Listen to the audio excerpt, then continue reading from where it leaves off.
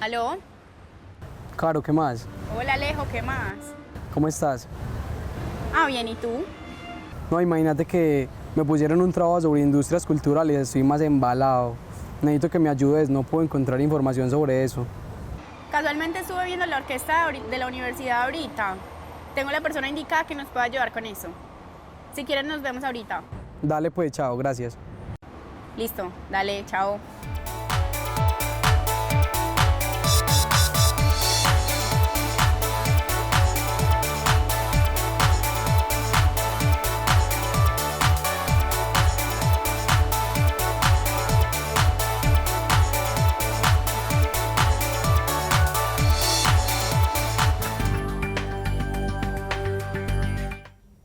Bienvenidos a Campus Global. Nos encontramos con Alejandro Arboleda y Juan Luis Mejía Arango, rector de la Universidad de AFI. Según la UNESCO, las industrias culturales han aportado un gran porcentaje al crecimiento de esta y a la generación de empleo, pero también a la transmisión de identidad cultural. Juan Luis, ¿qué son las industrias culturales para el mundo? Carolina, buenas, y Alejandro, buenas. Técnicamente, toda industria se soporta en el conocimiento. Detrás de toda industria hay una idea. El conocimiento aplicado tiene como dos grandes ramas, que son la propiedad industrial, que genera la protección a través de las patentes, o la propiedad intelectual, cuya protección se genera por el Estatuto de los Derechos de Autor. Entonces, técnicamente, en la clasificación de la UNESCO, las industrias culturales son aquellas que tienen como soporte no una patente, sino el derecho de autor. Es decir, las editoriales, las disqueras, las industrias cinematográficas, que no están protegidas por una patente, sino por el Estatuto del Derecho de Autor. Entonces, técnicamente, en la clasificación de la UNESCO, básicamente hay tres tendencias, Carolina, que son una, la clásica, dijéramos, que es la de industria cultural, que es la que define la UNESCO. Yo no me siento muy cómodo con ella porque yo preferiría hablar de empresa cultural, no solamente la industria. El concepto de industria es aquel que transforma, pero por ejemplo una librería es una empresa cultural, entonces no solamente, entonces por eso no me gusta pues mucho, pero dijéramos universalmente el canon es industria cultural. Los ingleses tienen una un poco más amplia, que son las industrias creativas, es aquellas que abarcan, dijéramos, un amplio espectro. Lo que pasa es que en el derecho sajón hay una diferencia entre el derecho de autor y el copyright, pero eso es un poco complicado de explicar ahora. Y lo interesante es que para los ingleses es mucho más amplio el espectro, dijéramos, que es la industria creativa, que hoy tiene mucha aceptación en el mundo. Pero para los norteamericanos y la escuela norteamericana hay una tercera clasificación, que son las industrias del entretenimiento, que son aquellas que no les interesa tanto el objeto, sino que están dirigidas a ocupar el tiempo libre de las personas. Entonces, por eso llaman las industrias del entretenimiento, es aquellas que están dirigidas, dijéramos, a ocupar el espacio de ocio que tienen las gentes. Entonces, por eso allí se incluyen los parques de diversiones, se incluye la televisión. Dijéramos, esas son como las tres grandes categorías que hay en el mundo. Juan Luis, precisamente ahí me gustaría que nos contara cuál fue el origen de las industrias culturales. Es cuando, yo lo digo, no es muy técnico, pero la primera, dijéramos, gran industria cultural es el libro, o sea, 1453, cuando Gutenberg imprime la Biblia de 46 líneas, dijéramos, porque incluso algunos autores, historiadores del libro, como Robert Chartier, hablan, ya había una industria incipiente, lo que pasa es que más que industria era una artesanía, que era la copia de libros. Incluso Chartier trae una historia muy linda. Alrededor de la Universidad de París, por ejemplo, antes del nacimiento de la imprenta, había un gran comercio, no de libros, sino de capítulos manuscritos. Los estudiantes de la Universidad de París, pues, que es una de las universidades más antiguas del mundo, pues no compraban sino que les alquilaban el capítulo del libro. Es como lo que hace ahora es que se fotocopia. Pero dijéramos que la primera industria cultural es el libro, que permite multiplicar n copias con un procedimiento mecánico. Y luego fueron apareciendo otras, una que es la que captura lo efímero, que es la música. El fonógrafo logra capturar ese instante. Luego la fotografía y su evolución, que es el cinematógrafo ya a fines del siglo XIX. Y bueno, y hoy que estamos entrando con la era digital, estamos entrando en otra concepción completamente distinta. Una industria tan potente que existía hasta hace 10 años, que era la industria fonográfica, hoy prácticamente no existe. Ha mutado, ha cambiado. Pero entonces dijéramos que esa es como la evolución. Todas las industrias tienen unas funciones. ¿Cuáles serían las funciones de estas industrias culturales? La importancia de esa, Carolina, de las industrias culturales o las industrias creativas es que tienen dos funciones muy importantes. Una, como objeto comercial, como objeto de valor, de intercambio económico, pero la más importante, y ha sido pues una de las críticas que se hace, es que son las democratizadoras de la creación cultural. Imagínate tú 100 años de soledad en un manuscrito, pues lo conocería la familia de García Márquez, pero hoy ¿cuántos lectores hemos leído a 100 años de soledad? Entonces dijéramos que la industria cultural es la que permite democratizar el conocimiento, y eso es muy bello. Entonces por eso es una herramienta fundamental de la transmisión de la cultura. Podríamos decir también que estas funciones van en pro de como desarrollar el talento humano. Sí, claro, ¿qué sería? Y que le permite también a los autores a vivir de su obra, porque Gabo pudo vivir muy cómodamente de su creación. Si no hubiera sido por eso, pues estaría Mercedes todavía trabajando para poderlo sostener y él escribir. ¿Cuáles serían los principales actores de esta industria cultural? Primero, el creador, y eso es fundamental. Sin creadores no hay industria cultural, porque realmente lo que hace la industria es que trae la creación humana, la pasa a un soporte tecnológico que la multiplica. Entonces, dijéramos que hay muchos actores. Uno, el primero y el fundamental, que es el creador, y por eso está protegido por el Estatuto de Derecho de Autor. Segundo, el transformador, el que coge esa idea. Incluso hay en estos días leía una definición tan bonita de un gran poeta mexicano que a mí me encanta, que se llama Gabriel Said, que es el gran historiador y analista del libro en América Latina, y decía: un autor no escribe libros, un autor escribe manuscritos que un editor convierte en libros. O sea, hay un paso intermedio en donde hay un grupo humano que coge esa idea y la convierte en un objeto, que es el editor o el productor cinematográfico o el productor musical. Pero esa es también una sola etapa. Luego viene toda la cadena de distribución. Sin la cadena de distribución, pues tampoco. Entonces, una editorial sin librerías, pues no existe. Un productor cinematográfico sin teatro o ahora sin televisiones, pues no existe. Entonces vamos ya en la tercera etapa. Pero la más importante también es, a mí no me gusta mucho la palabra, pero es el consumidor de cultura. Entonces, en el fondo, la industria cultural lo que es un intermediario entre el creador y el consumidor, el que hace posible que la idea y que la creación, la mayoría de los humanos que no somos creadores, podamos disfrutarlo. Hoy, por ejemplo, los estudios más interesantes que se están haciendo en el campo del consumidor. La palabra no es muy correcta porque da como la sensación de una llama que se consume en sí misma. Y lo que están haciendo los nuevos estudios es que dicen que en ese acto de consumo es el que incita a la nueva creación. Entonces hay muchos investigaciones de cuál fue el consumo que te generó a ti volverte creador.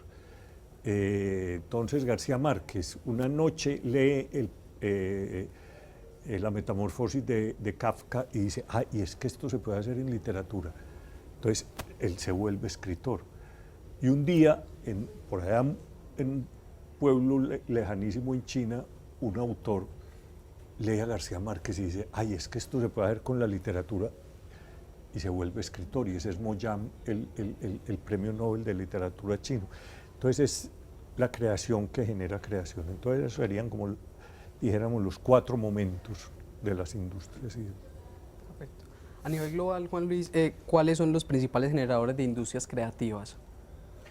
Básicamente el concepto de industria creativa es Estados Unidos, que es ese concepto que es muy potente. Incluso cuando uno ve los estudios de producción, los últimos datos que yo tenía es que industrias del entretenimiento en Estados Unidos son más potentes incluso que la economía aeroespacial. Es que imagínate cuánto mueve la industria del entretenimiento en Estados Unidos.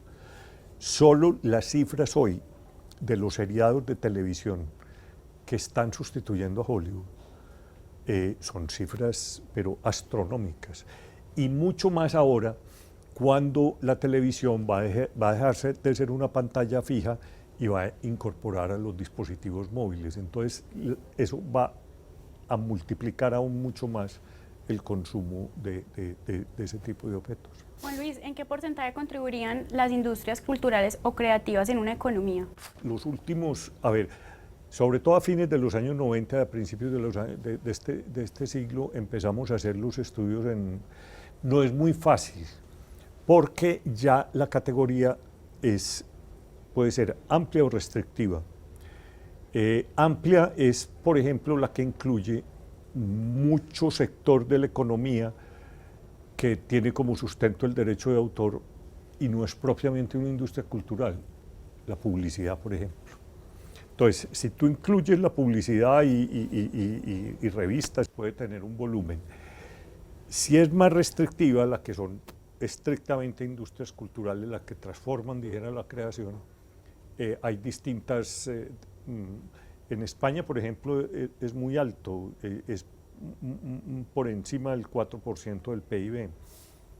En Colombia, la última medición que yo tuve a mis manos era como el 2.7 del Producto Interno Bruto, pero es que esa cifra no la teníamos en la cabeza y ha sorprendido a muchos. Cuando yo era ministro, una vez fui a donde el ministro de Hacienda, pues que uno tiene que ir y entonces el hombre estaba todo ofuscado, me dijo, venís a pedirme más plata para esos peludos del teatro. Y yo le dije, hombre, no, yo vengo a hablarte de un sector de la economía que te produce el 2.7 de tu PIB. Ahí hay una interlocución distinta. Es que es mirar ya la cultura no como gasto, sino también como inversión y generadora de riqueza. Y cuántos empleos crea, y cuántas divisas crea, etcétera. Entonces hay países potentísimos. ¿Qué sería España, por ejemplo, sin su industria editorial? El mismo México, Argentina. Precisamente hablando del contexto nacional, Juan Luis, yo te quiero preguntar si existen políticas culturales suficientes para que las industrias culturales funcionen en cuanto a el tema del patrocinio y la regulación. Hay que segmentar y hay que mirar. Hay unos sectores regulados y más que regulados, fomentados. Yo creo, por ejemplo, que en el mundo editorial la ley del libro en Colombia permitió que Colombia en un momento dado fuera un sector importante. Cuando yo estaba en el ministerio, por ejemplo, redactamos y presentamos la ley del cine. Esto es año 2000. En ese momento Colombia producía una película al año. Hoy estamos produciendo 18 o 20 películas al año. Es decir, no hay, dijéramos, un estatuto de las industrias culturales, pero hay algunos sectores de esas industrias culturales que tienen un estatuto particular. Ya pasando pues como al ámbito local, más que todo aquí en Antioquia, ¿qué fue el Hollywood antioqueño y cuál ha sido el impacto de las industrias culturales aquí en Medellín y en Antioquia?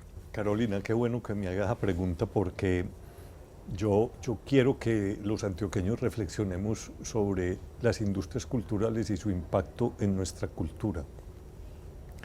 Y quiero que hablemos de 3 sectores, el cinematográfico, el editorial y el fonográfico. Desde muy principio he descubierto el cine. A ver, el primer dato que tenemos de una proyección de cine en Medellín es como septiembre de 1899, que una compañía francesa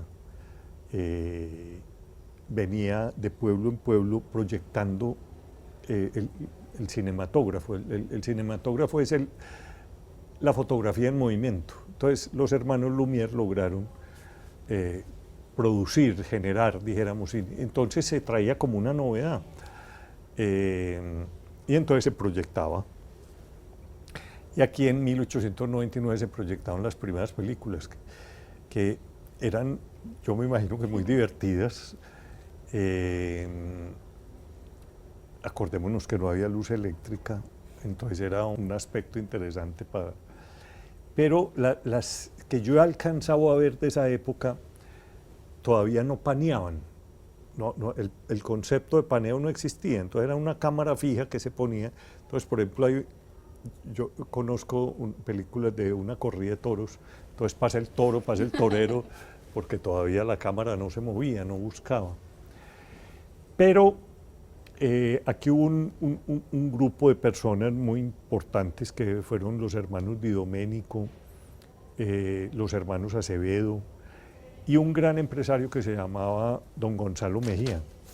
Y en 1914 decidieron, era como el gran momento de las industrias en Medellín, y era el gran momento de la industria de la sociedad anónima.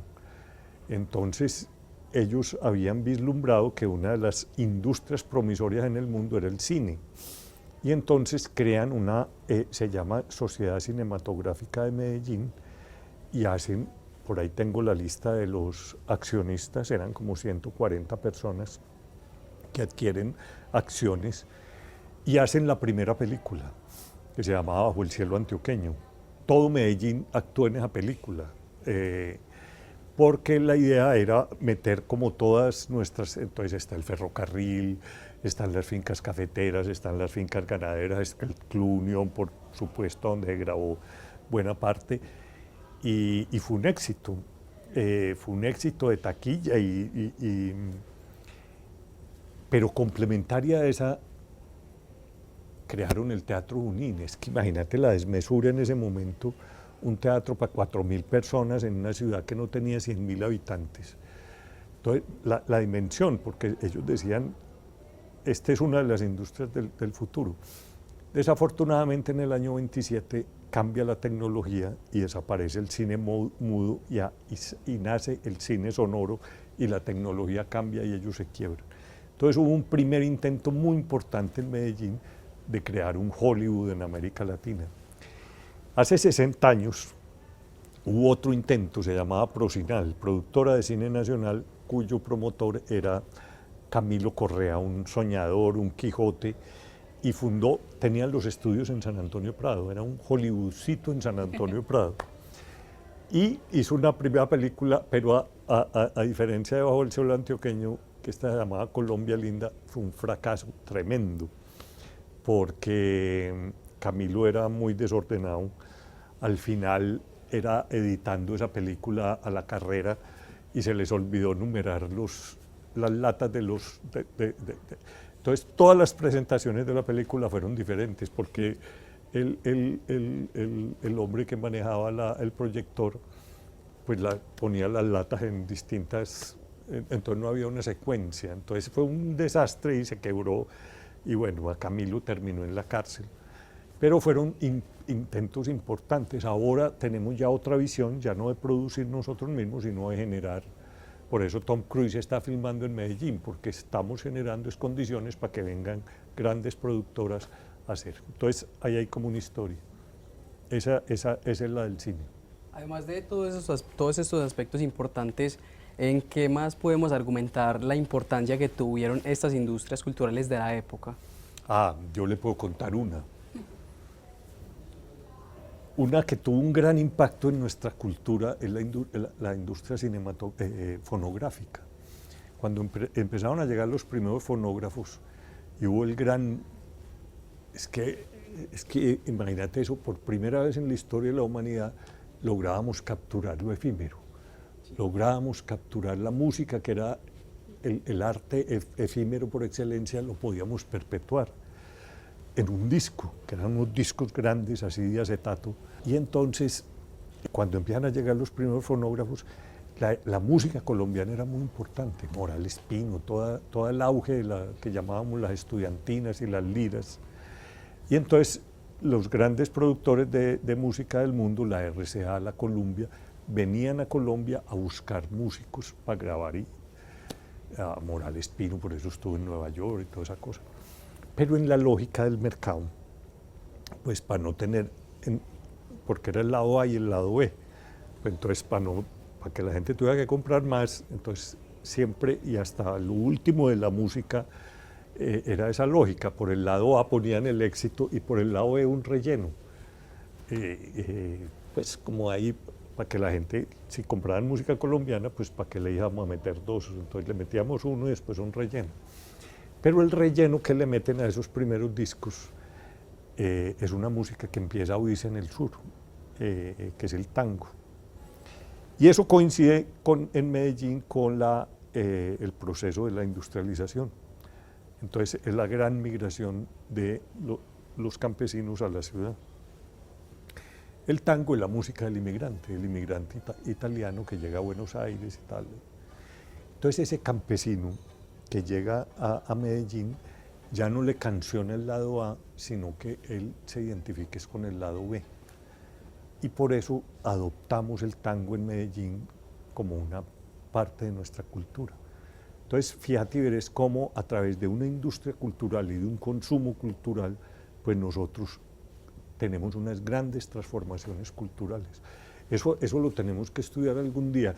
A mí ese momento me parece interesantísimo porque, por ejemplo, coincide con la prohibición del carnaval en Medellín. En Medellín había carnavales como los de Barranquilla, hasta 1916, pero el Consejo decidió suprimirlo porque se prestaba para que nos burláramos de las autoridades civiles y eclesiásticas. Entonces acabamos con el carnaval. Entonces acabamos la alegría colectiva, que es fundamental en la cohesión social, y nos volvemos copisoleros, porque el tango, entonces imagínate, parte de nuestra idiosincrasia es ese. Alguien define el tango como la felicidad de estar triste, ¿no es cierto? Y eso modela, dijéramos, una cultura. Entonces es un ejemplo del impacto que tienen las culturas culturales en la modelación, dijéramos, de una cultura. Bueno, ya hemos hablado del cine, de la música. ¿Qué pasa? ¿Qué ha pasado con las librerías, con las editoriales? Mira, con las editoriales, y a mí eso me encantaría también, y estamos por hacer ese trabajo. Yo hice alguna vez un inventario y el papel fundamental en la cultura de un librero, qué se está editando, cuáles son las tendencias mundiales de pensamiento, etcétera, y qué vende. Aquí hay por ejemplo, momentos importantísimos de nuestra cultura. Carlos R. Restrepo, el expresidente, fue librero. Rafael Uribe, el gran líder liberal, fue librero. Y hubo personas como el Negro Cano. La librería del Negro Cano fue fundamental. En mi generación, la librería Continental, la librería Nueva, a mí me llamaban, vea, era el éxito, estábamos en pleno boom de la literatura latinoamericana, y Memo Vega, que era el librero, me llamaba y me decía, Juan Luis, llegó uno nuevo de Borges, llegó tal. Entonces era consumir nosotros lo que se estaba escribiendo y leyendo en el mundo. Eso es fundamental.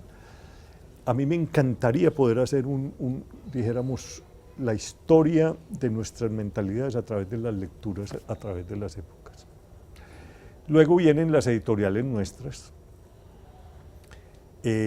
Hubo un gran momento, sobre todo aquí hubo una familia, que fue la familia Bedú, Editorial Bedú. Toda mi generación leímos buena parte de la literatura mundial a través de lo que llamaban los bolsilibros, que eran baratísimos, uno lo podía mantener en el bolsillo de atrás, y ahí leíamos toda El gran drama es que hoy no hay grandes editoriales en la ciudad. Si no fuera por las editoriales universitarias, la creación de la intelectualidad de esta ciudad no tendría salida, y eso es una cosa muy grave.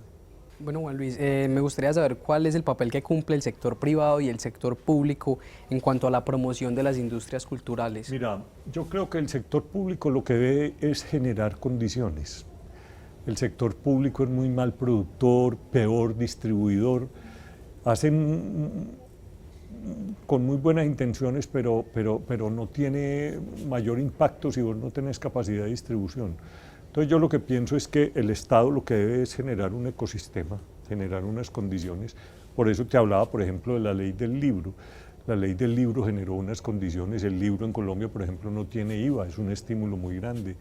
Las empresas editoriales estaban exentas de impuestos en una alta proporción. Entonces, es como que el Estado piense, bueno, ¿qué es más importante? ¿Recaudar X cantidad de dinero o yo otorgar este estímulo, dejo de recaudar esto, pero esto tiene un gran impacto cultural? Entonces yo pienso más el Estado como un estimulante económico que permita crear un ecosistema y que sea el sector privado que es más productivo, que es más eficiente y sobre todo que tiene más capacidad de distribución. Yo así lo veo. Bueno, volviendo a la música, que es un tema tan apasionante, las filarmónicas, las orquestas, la música clásica, ¿qué aporta a la industria cultural? ¿Cuál es el impacto de esta música en esta industria? Mira, los grupos artísticos son fundamentales por muchos aspectos. Uno, social, la capacidad de asociatividad. Para mí, la orquesta sinfónica es como la gran metáfora de la sociedad, en donde cada uno toca un instrumento distinto y genera un sonido diferente, pero cuando se reúnen alrededor de un director hay una melodía y hay una uniformidad, dijéramos, y hay una obra. Segundo, porque toda sociedad requiere espacios de esparcimiento y de crecimiento espiritual, de disfrute espiritual. Es que lo importante, mira, Carl Sagan tenía una frase tan bonita, decía, por el precio de una cena modesta, de una hamburguesa, tú puedes por la noche conversar con las mentes más lúcidas que ha tenido la humanidad. Entonces imagínate eso, uno por un precio relativamente corto, uno puede, a través del libro, uno conversar con Shakespeare, con Cervantes, con las mentes más lúcidas, o puede disfrutar de la creación de grandes hombres. Uno, por el precio de una hamburguesa, uno poder sentarse a escuchar lo que generó Bach, que dicen que es tal vez el que más se aproximaba a la divinidad, o a un Beethoven, pues entonces eso es lo que nos hace verdaderamente seres humanos dignos de disfrutar de la cultura, que yo creo que es, dijéramos, la máxima expresión del ser humano. Juan Luis, qué pena. ¿Y qué pasa con las industrias aquí en Medellín, en Antioquia? ¿Por qué? Yo creo que una lógica de mercado, y se acabaron y no nos dimos cuenta, Carolina, que eso fue lo más triste. Mira, Medellín llegó a tener 5 grandes disqueras. Medellín tuvo a Sonolux, a Fuentes, a Codiscos, a Victoria, etc. Buena parte de la música popular nuestra se generó en Medellín. La música bailable, los mismos vallenatos, pues, Bobé y los vallenatos venían a grabar, era Medellín. Hoy no hay ninguna. Hoy se decide en Miami qué escuchamos. Nosotros hemos perdido esa capacidad. Entonces es también algo que yo digo, ¿por qué no nos hemos acudido? ¿Y por qué desaparecieron las editoriales? ¿Y por qué no prosperó la industria cinematográfica? Y se nos acabaron las disqueras y nadie dijo nada, y el impacto en la cultura que tienen. Porque una cosa es uno generar sus propios bienes culturales, u otros que nos resignemos a la triste posición de consumir bienes que nos empaquetan y nos elaboran en otra parte. Entonces es estar en la vida como actor o como espectador. O somos actores que podemos enriquecer la cultura universal o nos limitamos a una mera posición pasiva de consumir lo que nos manden de otra parte. ¿Y hay nuevas propuestas para, digamos, sustituir lo que se acabó? ¿Las nuevas tecnologías han influido en que esto se haya acabado? Yo veo con muy buenos ojos pequeños estudios, muy underground, pero personas de la generación de ustedes que están haciendo música y que están grabando música en condiciones casi artesanales, pero las nuevas tecnologías nos permiten eso. Las nuevas tecnologías, por ejemplo, redujeron considerablemente la producción en el cine. Antes teníamos que grabar en esos acetatos y mandar revelar afuera y luego venir y editar otra vez aquí. Ahora lo digital te permite una comunicación mucho más directa y una producción mucho más directa. Y yo creo que la generación de ustedes va a tener unas nuevas propuestas de lo que nosotros dejamos perder.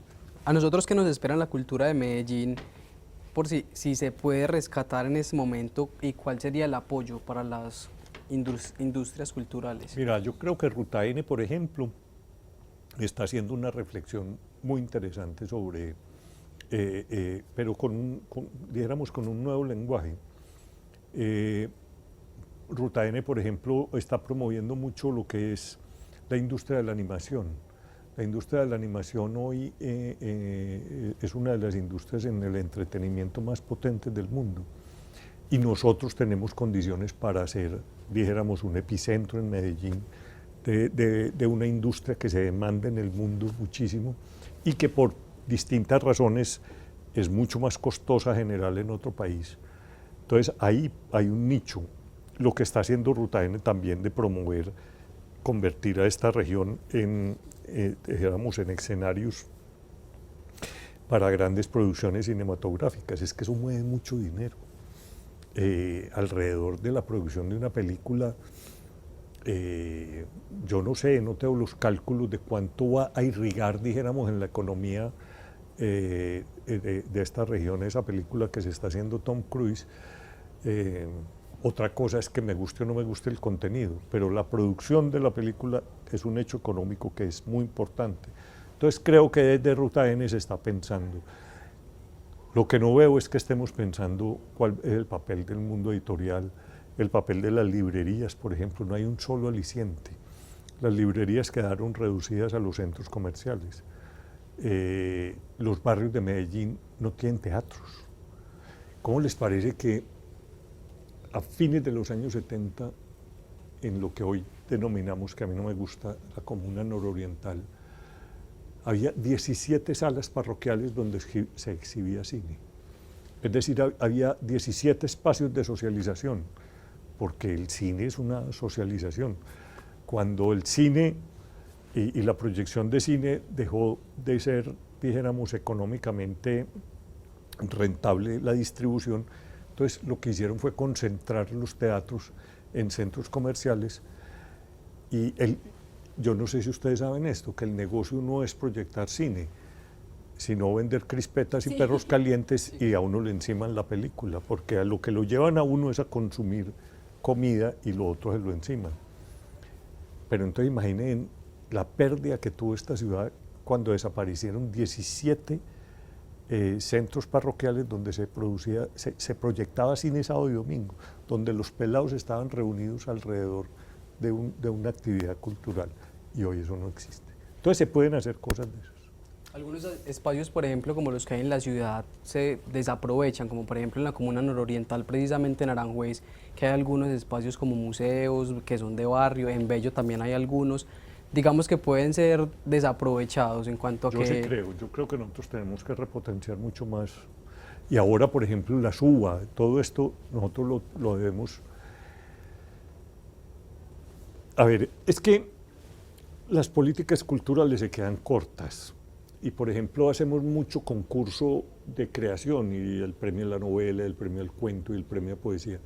Pero si eso no está acompañado con una industria que democratice y socialice esa producción. tenemos muchas escuelas de música, pero ¿dónde se presentan? ¿Cuáles son los conciertos? ¿Cuáles son las retretas que hace? Entonces yo creo que debíamos estar pensando en un segundo paso de políticas culturales, pensando no solamente en la generación, sino también en la distribución, en el consumo. Bueno, muchísimas gracias Alejandro por habernos acompañado. Juan Luis, una conclusión de todo este tema que hemos hablado. Primero, Carolina y Alejandro, muchas gracias por esta invitación. Y segundo, creo que a lo largo de este programa lo que hemos tratado es de resaltar la importancia que tiene para una sociedad consolidar sus industrias culturales. Ellas son el medio idóneo para generar una cultura, pero desde la creación, no solamente desde el consumo, y también son fundamentales con la frase que tú iniciabas, que era la construcción de una identidad cultural. Muchísimas gracias, nos vemos en una próxima oportunidad.